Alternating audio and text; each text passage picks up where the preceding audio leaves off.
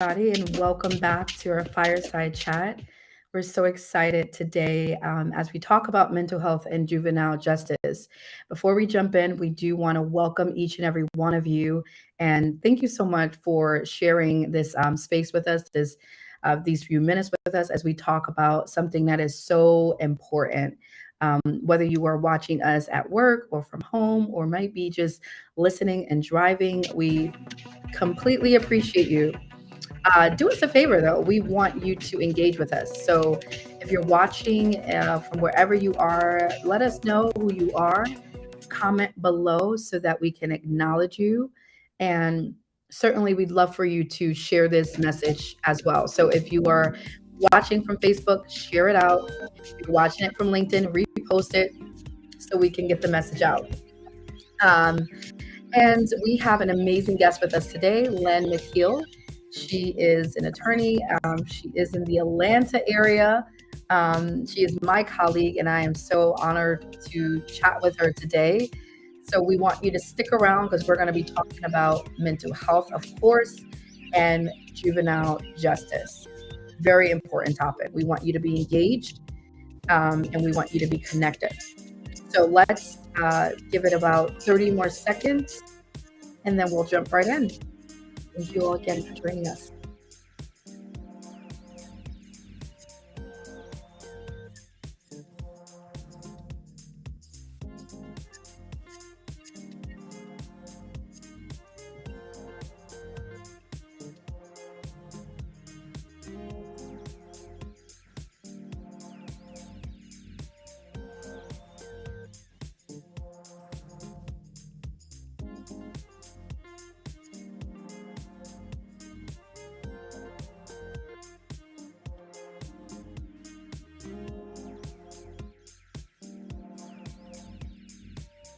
All right, let's get started. I'm excited to talk to you, Lynn. Lynn, thank Hi, you. how are you? Great. I'm great. And I'm so excited to have you, Lynn. I just want to thank you from the bottom of my heart for being with us today. I know that you're extremely busy, and if I'm not mistaken, you're actually working right now. So thank you for taking the opportunity, the time to really to share your knowledge and your expertise with us today. I It's definitely certainly want a to formally privilege for me. thank you, Lynn. Thank you. I want to formally introduce you for those that don't know Lynn. I'll just read her bio and formally introduce the work that she's been doing. So, Lynn has actually been living in Georgia since 2012.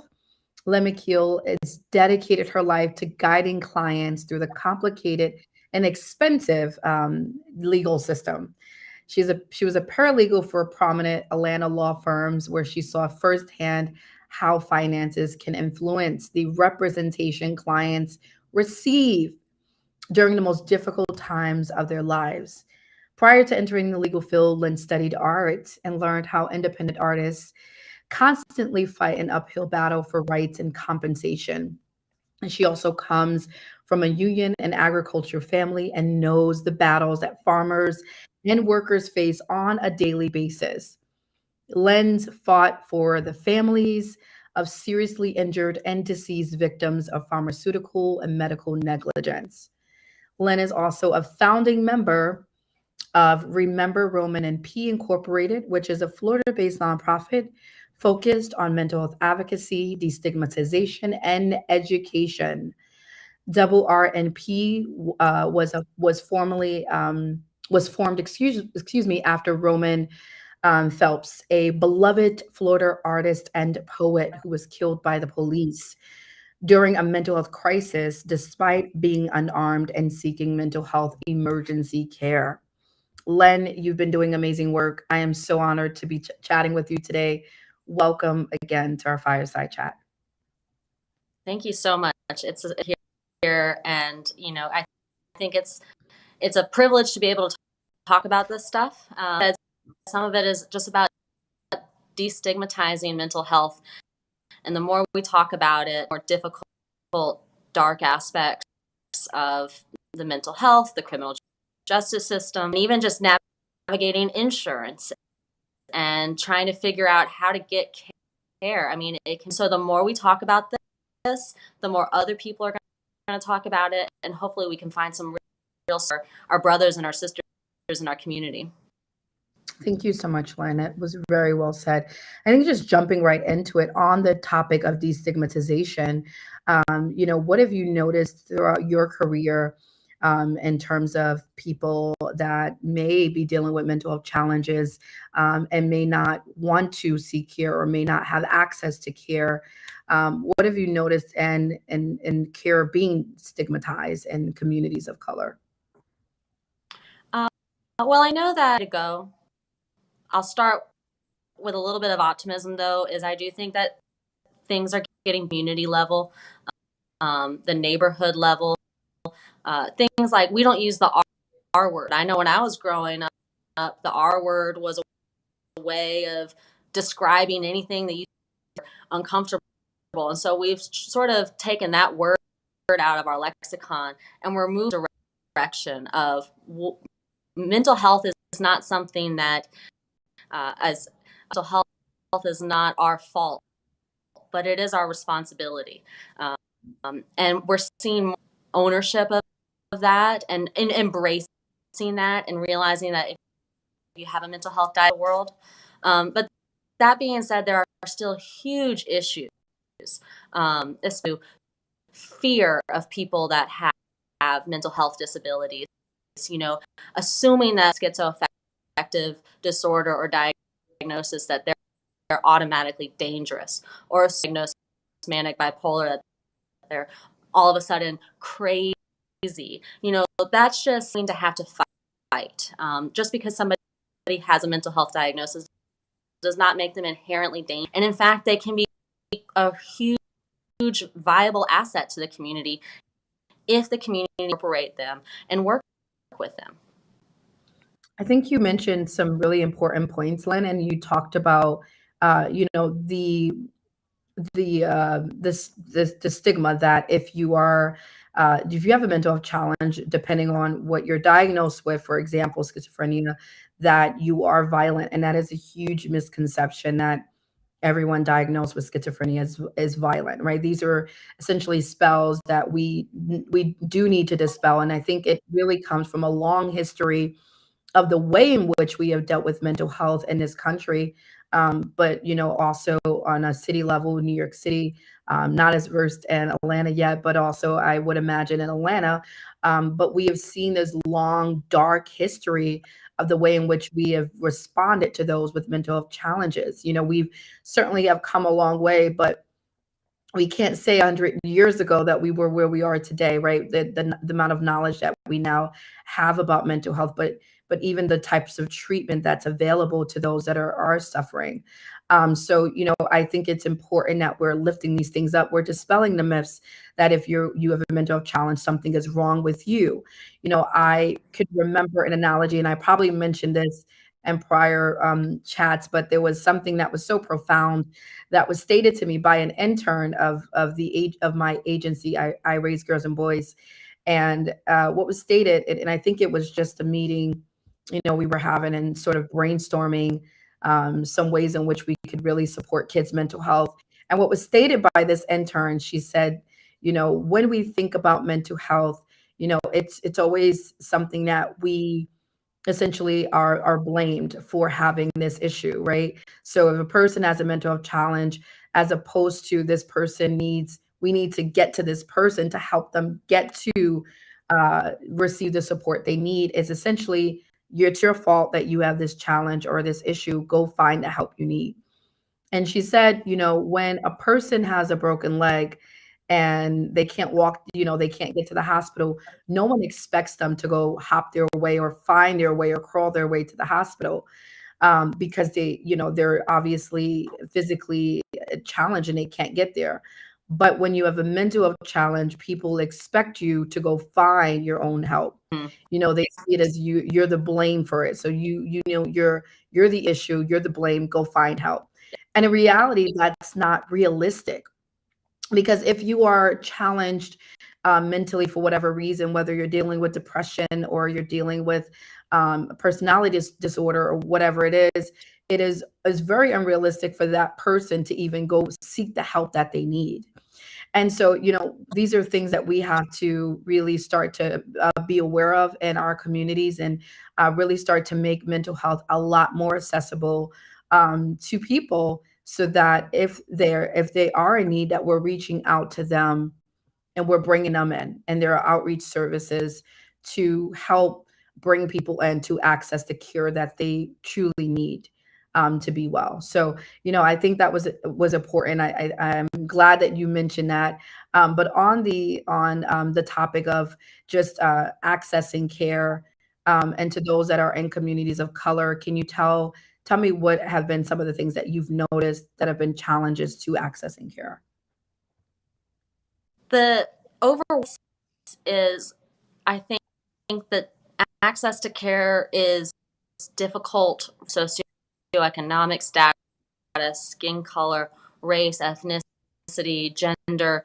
Recently, been in touch with very prominent, privileged members of the community, people who have high income, people who are white parents, and they are expressing a lot of the similar issues that people come, or more marginalized members of our community. It, Economic accessibility, because people are having hard times finding, regardless of their place in society. If one thing that I have noticed is, it seems as though the people that are able to function, be successful, if you will, are people who have really strong support. So people who have friends that are aware of their disability, that are aware of their disability, family, and that way the community can come together, as they say. And I think that more than anything is how somebody can successfully live illness. Because if we live alone in this trauma, difficulty, then that's going to just be another barrier in the world. But if you can't get a bed in a facility that actually has to treat, then it doesn't matter if you have, if you're the Queen of England, or if you're not getting the treatment. And we're seeing that transcend all kinds of areas in society that I think we would normally say, like, oh, this is a wealth issue, or this is a gender issue, or an ethnicity issue. Mental health really affects everybody. And I mean, the fact of the matter is, it definitely disproportionately affects people of color, our family members, our Hispanic brothers and sisters, Asian brothers and sisters. Everybody is even less support and less resources available for those people. Earning high incomes, folks that have the insurance, they're getting turned away from hospitals as well. So what is it going to take? Because if money doesn't solve the problem, and hospitals get turned away if the treatment isn't solving the problem, then what is going to solve this mental health crisis in the United States? The best thing I've seen, and having friends and family, and also the individual, tell somebody to go fix their broken foot, but hopefully, as we destigmatize, people will say, I've been diagnosed like this, so if I start acting X, Y, and Z, please know that I'm trying. And that could take self-awareness that somebody might not even have. Barriers and the mountain that we have to climb is huge, but we're getting there slowly. I try to Be optimistic, absolutely. But I think you hit on some really important points again, Len.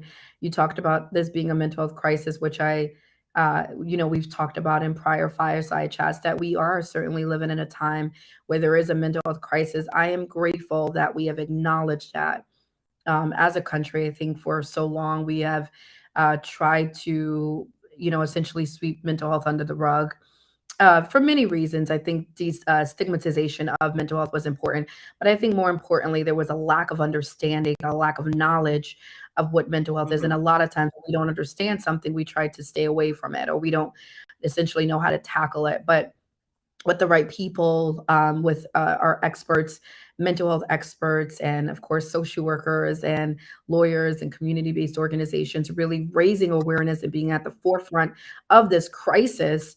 Alongside our family members and our leaders, certainly we can get, we can mitigate this crisis, and we can get dispatch programs out into the community, in communities that where these services are needed most, to help our families of color and our people of color, who are really the ones that are, not necessarily just at high risk, but less likely because of issues like insurance and income to access these type of services. You mentioned socioeconomic status, and I thought about, I think I thought about this a number of times, and I've even mentioned it to some of my colleagues, my social work colleagues, and I said, mental health care is a privilege in this country.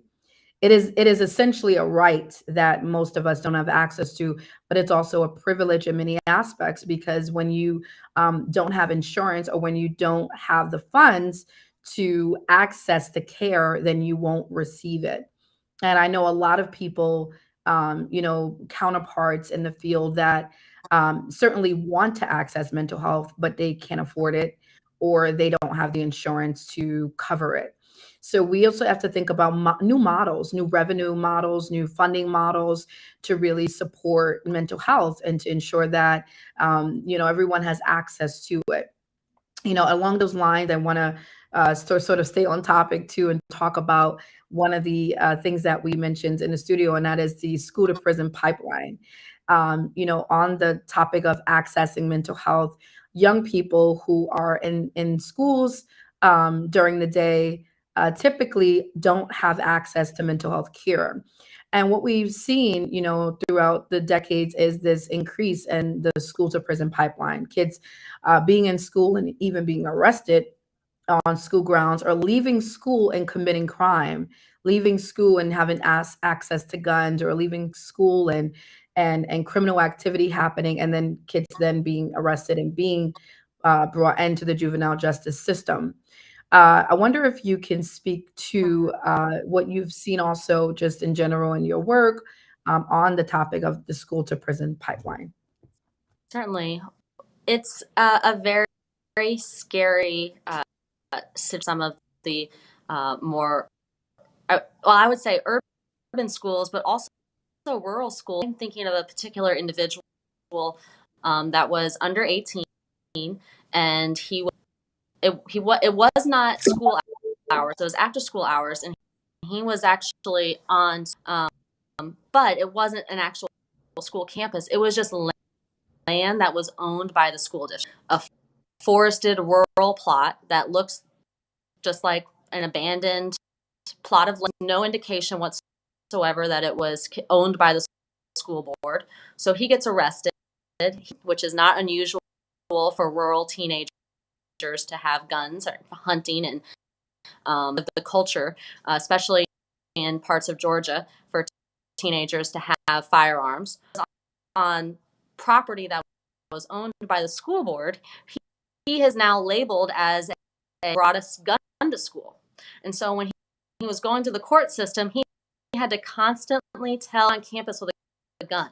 I was on, he took responsibility for it, and I made bad decisions that day.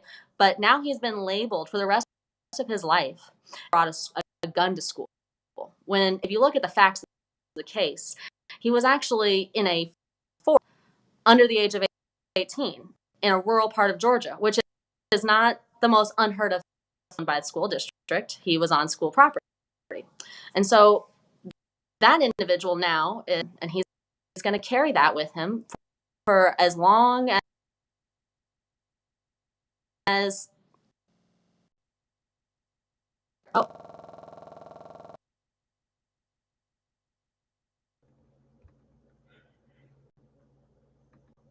You're back. But you're muted, I believe. Lynn, I think you're muted. Your audio is out. I don't can you hear?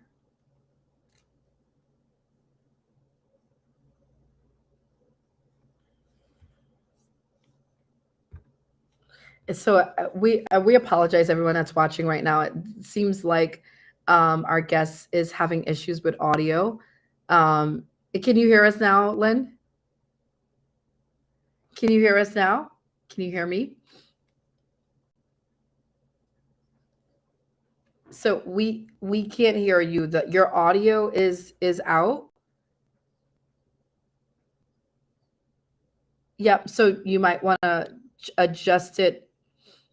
Yep, absolutely. And thank you all so much for your patience as we navigate through these technology differences. But on the scooter prison pipeline, Len used the example of rural, and I know a lot of us that are probably watching or connected to this work, we see a lot of this, especially in urban communities, more, namely communities of color. And what we've noticed, in our work with the agency at iRaise is that a lot of the kids that are essentially labeled as violent or aggressive, these are the same children that unfortunately have undergone things like trauma and separation from parents and many other things. I'm thinking of one particular student that we had who was very small child. I think he was 4 years old, and he was referred over to the agency because he was exhibiting aggressive behavior and to his peers and to his teachers. And so when he came to us, and we began to really evaluate the student and really connect with the parent and understand what are the issues that this child has been facing, and really get a historical perspective, what we noticed and what we found out was that this child unfortunately was in a home that where domestic violence was occurring. And in fact, right before he got to the school, his mother just really escaped the domestic violence situation with the father, who had almost killed her with a gun. And so when this young child came to move to New York and was enrolled in a school, of course now he's acting out, and you're seeing it in the form of aggressive behavior. He's hitting peers, and of course he's only 4 years old, but he's hitting peers. He's really aggressive, right? And the school, of course, wants to label him and don't essentially want to find out what's going on with this child. And that's essentially where iRaise comes in. A lot of times we come in to really fill that gap and to work with those gap students. And so we were able to really take this child in and to really support him and a family and connect them to the right resources. But what would have happened to this child had an organization like ours did not intervene?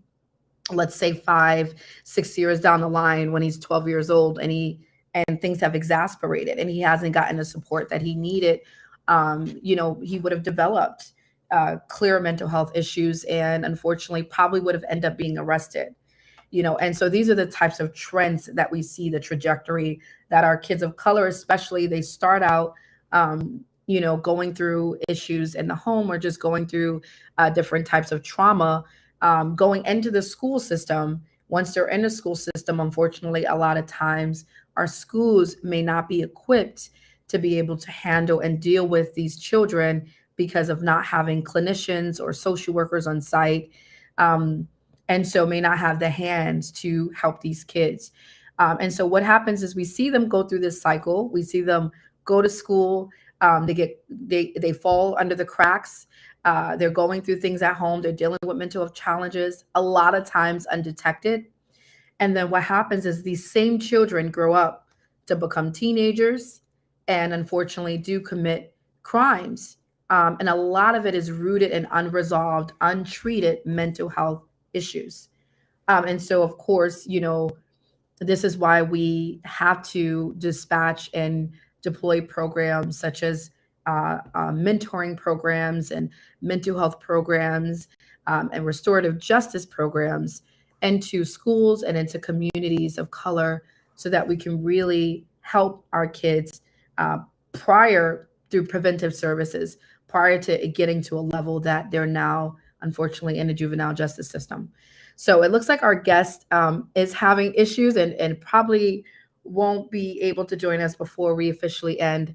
But I wanted to sort of wrap up this segment and just mention that we are absolutely committed to ensuring that we're intervening on every level to make sure that our kids, especially our kids of color and urban communities, are supported at the very onset. There's a lot of work that needs to be done, and certainly we're not the only agency out there doing it. There is a number of community-based organizations and partners that we work alongside with to make sure that we're supporting our young people. Unfortunately, there has been a rise and a spike in crime and many communities of color, in terms of kids being murdered and killed. And, there's just this horrible rise and spike in crime. And we certainly must do something about it. We cannot ignore it. More importantly, we have to understand the intersectionality between what's going on with children committing crime and with mental health. The fact of the matter is there are a lot of kids committing crime that also has untreated mental health issues, and we cannot ignore it. We have to be able to really see this, from the right perspective and from multiple perspectives, from a multi-dimensional perspective, and understand that there is intersectionality and that it does go hand in hand. And so, with that being said, there's a lot of work that needs to be done, especially in our schools. We must certainly reimagine what it looks like to bring restorative practices to our young people, so that we're reducing the school to prison pipeline, and that we're creating new pathways, new pipelines. So, school to college pipelines, school to trade school pipelines, school to career access pipelines, right? We have to essentially start to create these new pathways and new pipelines for our kids to be able to succeed. Well, how do we do that? We do that through mental health services. We do that through mentoring services. We do that through closing the gap and being and acknowledging that there is a issue. We have an issue, right? We are in a crisis. But more importantly, how do we work together, with communities, with stakeholders, alongside our parents and our children, to ensure that we're implementing the right programs and the right support. So it's 1:10 now, and we're wrapping up our fireside chat. Unfortunately, we lost our guest, and so we may have her come back on in the future. But you can check out her website. Again, she is Lynn Mckeel, and she does provide mental health support and services to communities of color. So you can definitely reach out to her, for further information. And of course, I raised, for those of you that don't know us, please visit our website, at www.iracinc.org. We offer an array of services to our young people and to our communities. And I'll end with one quick note. We are really proud, that today we have launched one of our career access programs, at one of our high schools in the South Bronx, Health Opportunities, which is actually the school I graduated from, some years ago. And we're excited that today, we have officially launched the 3 tracks. That's mental health track, entrepreneurship, and medicine. That means any high schooler and that school building can now study and have insider access and knowledge to learning how to create a pathway to get into that career in college and beyond. And we're so excited about those programs, that are being held right now as we speak, at Health Opportunities. We'll be sharing some more information out. If there's any student that's not in that particular high school, Health Opportunities, that is interested in joining and learning more about our career access programs, how do they get involved in law and engineering and entrepreneurship and medicine, and all these other careers, we have a pathway. And so definitely visit our website. There's a lot of information out there. Our programs are free of charge to our communities. So we certainly want to make sure you take advantage of it. I would like to thank all of you for tuning in and supporting, continuing to support our fireside chats, and our recently launched podcast. We thank each and every one of you for your continued support. Please, there's Lynn, who's probably going to be just saying last words, but please do continue supporting us. I still can't hear. No worries, Lynn. We're going to have you back on. You could just wave bye to everyone else, to the audience. But again, thank you so much for your support. We appreciate all of you, our followers. Stay connected and stay tuned. We have great things rolling out that we want you to be a part of. But until then, we'll see you next time. Wishing everyone a safe and happy Thanksgiving. Everyone, please stay safe. If you celebrate Thanksgiving or wherever you are, we wish you happy holidays. We're also right now live doing our giving campaign. So for those of you that are in a spirit of giving and want to give to a nonprofit, please consider I Raise Girls and Boys. We're doing amazing, great work in our communities of color and multiple cities. And we definitely want you to remember us in a spirit of giving. Giving Tuesday is next week, November 29th. And we do want you to consider giving to our charity so that we continue doing the great work that we're doing. Again, happy holidays, everyone. We appreciate all of you. Stay safe until we see you again.